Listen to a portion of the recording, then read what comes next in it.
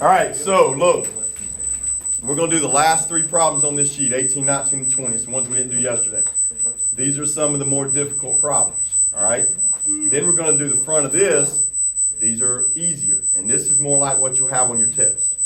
But I will give you one hard one, so we got to work on them a little bit.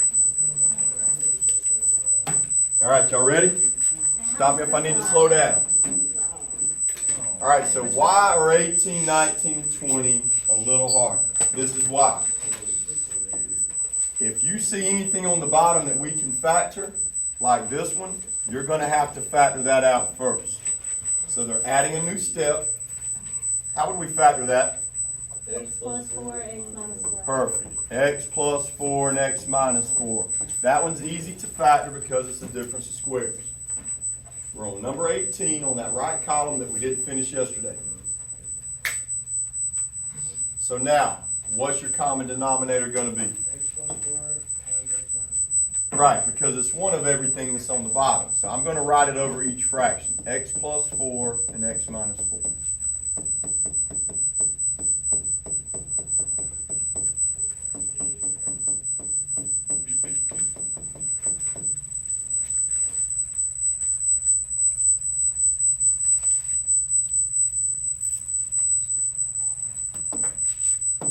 All right, next step. Now we start our crossing out. And I like it when both of them cross out because I can just bring down the 12 for that one.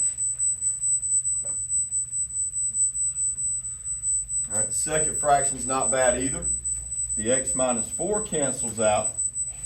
Don't forget, guys, when you distribute, it's negative 24 times x. And it's negative 24 times 4. A lot of you are going to forget about that negative on the test and miss the whole problem. How do you cross out the x squared? I factored it out into this. Okay, I got you.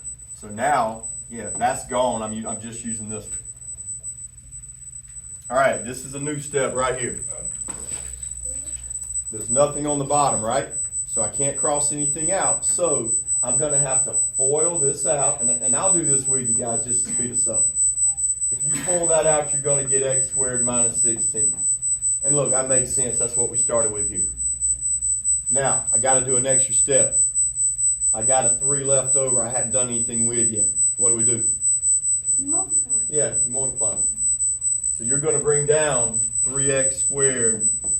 3 times 16 is 48. And that is a new step. And guys, this is the absolute hardest problem I would give you on a test. I may give you the same problem in a week. Anybody got a question before we finish? Now that's the hard part. The rest of it's not bad. We're good? All right, so now since we have an x squared left over, we're going to have to do quadratic formula.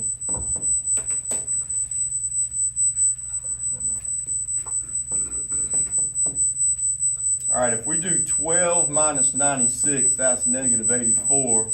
I'm going to have to move that over and make it a positive 84.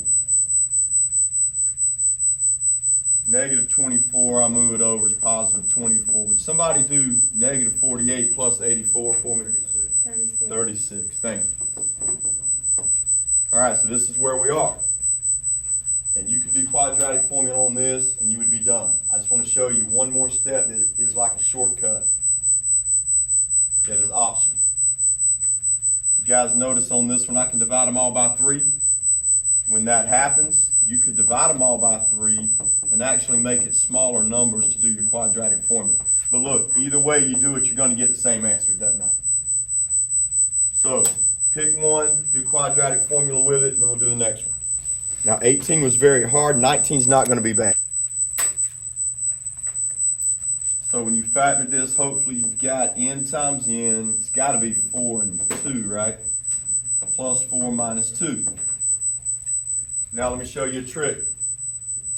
You guys notice how these in the parentheses are the same as these on the bottom of the fractions? Yeah. It's not a coincidence. It's always going to happen that way. So that should make it easy to factor now. So what's our common denominator going to be? I got to have 1 n plus 4 and 1 n minus 2. So I'm going to write them up top. N plus 4 and n minus 2.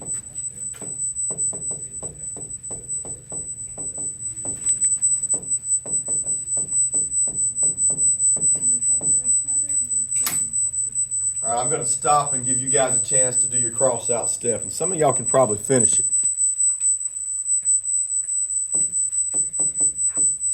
Add these up, I got 4n minus 3. Negative 3n equals negative 7. Guys, I got like 7 over 3. Somebody check that for me. Is that right? Yeah. All right, so again, 19 is not bad at all. All right, so we got one more on this sheet that we'll finish before we do the easier sheet. Anybody got a question? Bean, you good? How'd you get the negative 3n? All right, what I did, Bean, I moved 4n over here and made it a negative 4, and then I did 1 minus 4 to get negative 3. Okay.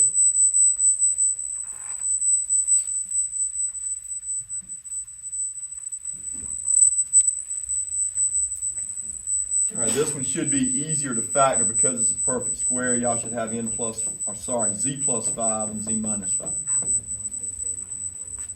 All right, now that's going to be your common denominator, so I'm going to write it above each one. Z plus 5, z minus 5.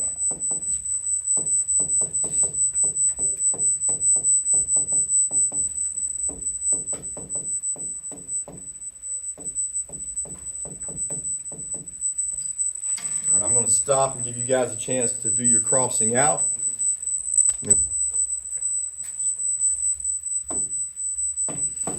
All right, these two cancel.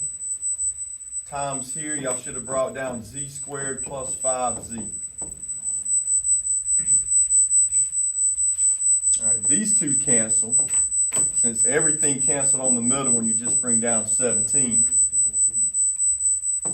Z plus 5 canceled there, you bring down z minus 5. So yeah, I don't think this one's bad either. It's not as bad as 18.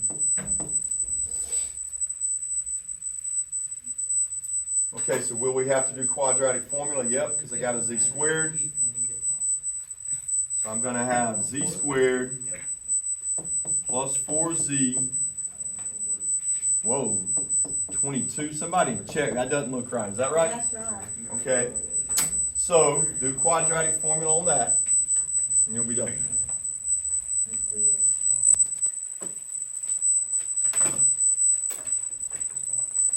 All right, so those three were three difficult problems. Now let's look at some that are a little bit easier. And hopefully I can show y'all maybe 3 of these and y'all can work on them. That's all we're doing. That's all we're doing is in front of this other sheet. That's it. So these are kind of long. We'll take some time after break. I'll pass back out y'all's tests. Let y'all look at them. William, you got a question? What's on the sheet? For which one? For number 4 in front of the sheet, it's supposed to match. I'll be right there and look at it. All right, I want everybody to try number 1. I'm going to need to see some work. Okay, number 1 should be an easy one because when you try to factor it out, it's already got them both right here, Bean. All we got to do is factor it into x plus 3 and x plus 4. And that's going to happen a lot. It's just going to be the bottom of the other fractions. So now our common denominator is x plus 3 and x plus 4.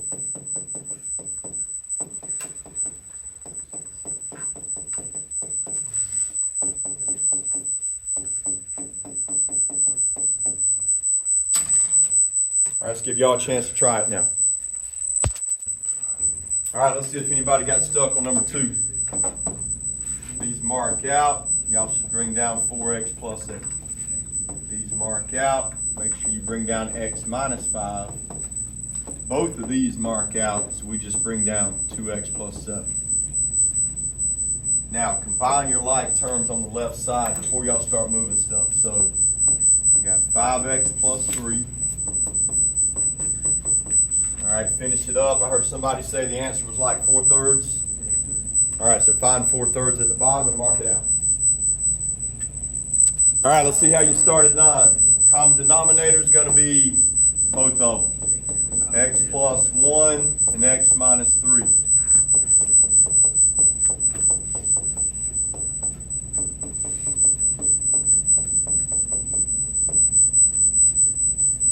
All right, let's start our crossing out. I can mark out x plus 1.